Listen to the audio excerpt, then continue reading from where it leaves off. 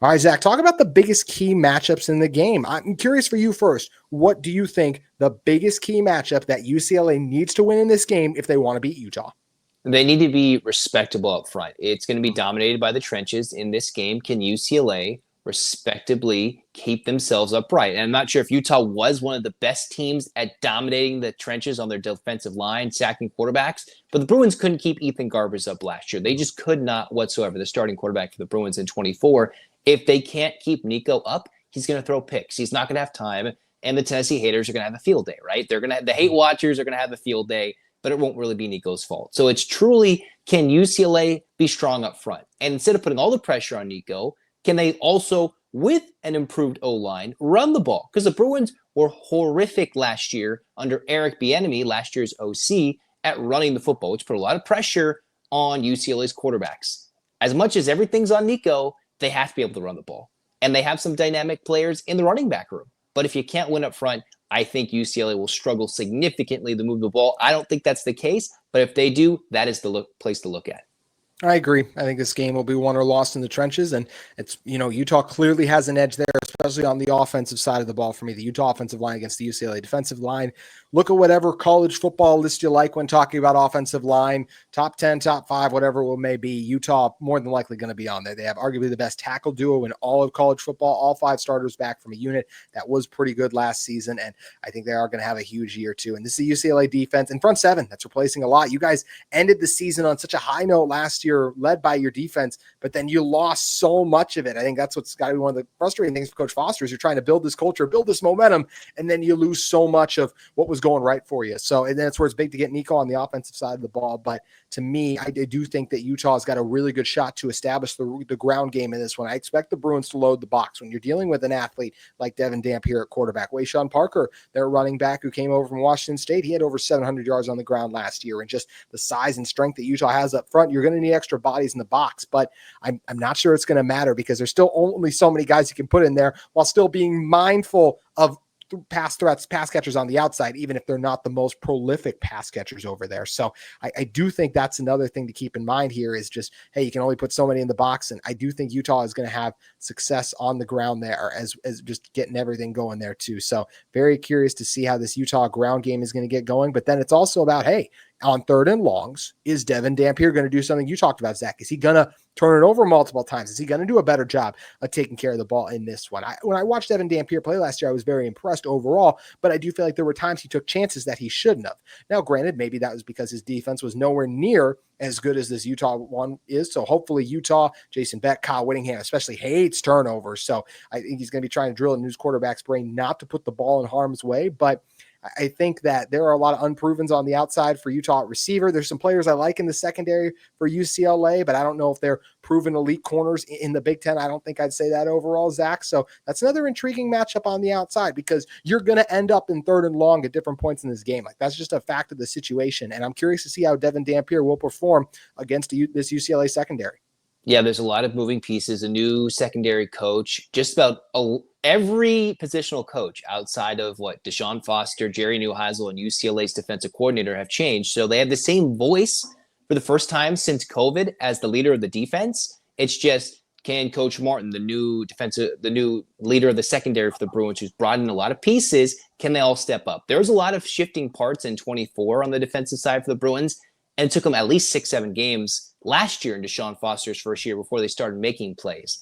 But if you want to be a Utah, you're not playing Hawaii week 1. That's not happening. Yeah. Utah, same thing. You're not playing Cal Poly week 1. You have to make plays, and that sets the tone for the rest of the year. Are you going to get lucky on the forced fumbles and their fumble recoveries? Last year, UCLA had one of the worst luck percentages, I don't know what the right phrase is, at recovering fumbles. They weren't that good at doing so. And sometimes that's luck, and sometimes that's skill at recovering the loose balls on the ground. So the Bruins have to be good at that. And if Dampier doesn't have to take as many shots, that might be a huge advantage for him to not say, hey, let me just dump it down to Parker, who might go make a big play without needing to throw it out deep to the wideout. Yeah, I think he's going to take better care of the ball. I will say Thomas. I will say Zach. I feel like he's going to be targeting like a Tobias Merriweather on the outside as a prolific Utah receiver, and I do feel like one time you're probably going to pick him up. I feel like this is the type of game we both feel the same. Like I feel if UCLA doesn't pick off Dampier once, this will be a blowout. I think if UCLA's defense does not have a turnover, there's no chance this game is within 14 points. I just don't see it. But I think we're both under the same impression. There will be 3 or 4 floating ducks, if you will. You have to come down with 1 or 2 of them. The more you get, the more likely you win. You need one of them to win this game. But it seems like we're both on the same page there.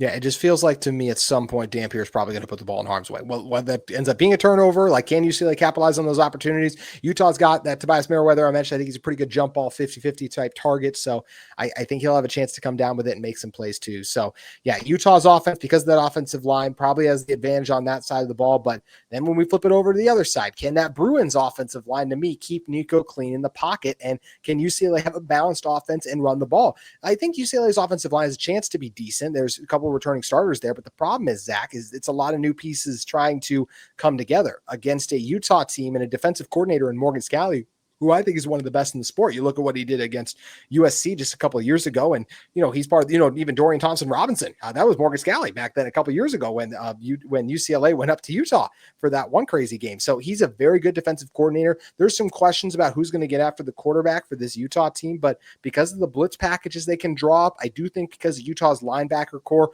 largely returning and having some really strong production there, thanks to a key guy in Leavani Damuni getting back from injury, I think it's going to be tough for UCLA to run the ball, and I'm curious to see what Nico's going to be able to do. Zach, I'll say this too. I think Nico's going to turn it over in his debut as well too, just working with this new receiving core. I don't love the receiving core either. No one over 400 yards collegiately in a season. That's a bit of a concern as well. I like your tight end, but he's coming off that injury. How fully healthy is he? And we talked about the offensive line coming together. If this game falls on Nico's shoulder, he didn't perform the best against elite defenses last year. So I have a lot of questions because of how new some of these pieces are for UCLA, and they got to solve them quick if they want to win at home in week 1. The big thing is last time UCLA was able to beat Utah, they dominated the line of scrimmage. They had a very strong defensive line front, right? That was a Latu-led defensive front. That was a pretty dominant O-line with Chip Kelly in 2022 before he forgot to recruit the last few years. So we're seeing the ripple effects now in 2025. So if the Bruins can just do it enough, right? I think Utah will be able to get after the quarterback, but if the Bruins can do it for the majority of the game, a decent portion will be fine. In terms of the receivers, I think UCLA's receivers are, one, hurting from last year, just how bad the offense was. I mean, Nico is a step up from Garbers. I think there's going to be a lot of improvements, some of which were there were some injuries. And I think Quasi Gilmore's a name to look in UCLA's receiver room for him to come in. And then Titus Mokia Atmalala, that's a guy. But at this point, somebody's got to break out, right? In college football, you always churn out new talent. There's always new players. Maybe not a Carson Schlesinger that comes out of nowhere and dominates the Big Ten and gets a second-round NFL draft selection. But I think UCLA has enough in the receiver room talent-wise to work with Nico. But as you mentioned, chemistry. They didn't go with spring practice together. Some guys came in later. Some guys were working with one quarterback and are working with another. So that's a unique dynamic that we'll learn very early on in this game if they're in or if the routes are very simple versus complex things they can do throughout the season. Yeah, and then we just talked about a little bit like some of the pass catching options too. How Utah is, because they're going to blitz, it's going to be one-on-one on the outside a lot. Those wide receivers, and there's a little bit of history. Mikey Matthews, not bad history, but like Mikey Matthews was at Utah. He committed there his first year. He went through the 23 season. Or not 23 season. Yep, 23 season, which is actually, so he did play against UCLA that year. Zach, we better not have a repeat of that game. A combined 21 points. Gosh. It set offensive football back like centuries. If it wasn't for a pick six on the first play that Utah had on now Oregon quarterback Dante Moore, like I don't know if we would have ever had a winner in that game. I don't know if we would have had to because of overtime, but like it was what were the touchdowns? It was a pick six. Pick six. It was Utah and UCLA Moore heaving up a 4th and 15 prayer for 80 yards. Right. That was like the craziest play. Yeah. And then UCLA still had a chance to tie it, and it was like sack. You're like, at least like let him throw it once. It was just so. Yeah, Utah's team's offense manufactured one touchdown drive or one scoring drive. Excuse me. I think there was like a missed field goal or two throughout the game as well, but it was actually crazy. This will be Utah. They're trying to win their first game in Pasadena in 3 times. You mentioned the last time that they were out there against UCLA. They did fall to the Bruins, and of course the 2 heartbreaking Rose Bowl losses for this Utah program as well. It's been since 2018 that Utah got a win at UCLA. Today's episode of Locked On Utes is brought to you by our great friends at Gametime. College football is back, and I couldn't be more excited. The tailgates, the rivalries, the energy in the stands, there's nothing like it. But let's be real, actually getting tickets can feel like more of a battle than the game itself. The endless queues, hidden fees, prices, jumping at checkout. There's so much going on. That's where Gametime can help you stay locked in and find the best deals. The app gives you the advantage back to the fans. It's the easiest way to score last-minute tickets at the best price with no surprise fees. What you see is generally what you paid. I pulled out up Gametime, and in just a couple of taps, I saw amazing deals. I'm talking about your favorite college football games as low as $25. The app made it super simple, and I could even see the exact view from my seat before buying. A panoramic view and no hidden fees. Gametime is your place for ticket buying more simple. So take the guesswork out of buying college football tickets with Gametime. Download the Gametime app, create an account, and use code LOCKEDONCollege for $20 off your first purchase. Terms apply. Again, create an account. That's promo code LOCKEDONCOLLEGE for $20 off. Swipe, tap, ticket, go, download Gametime today.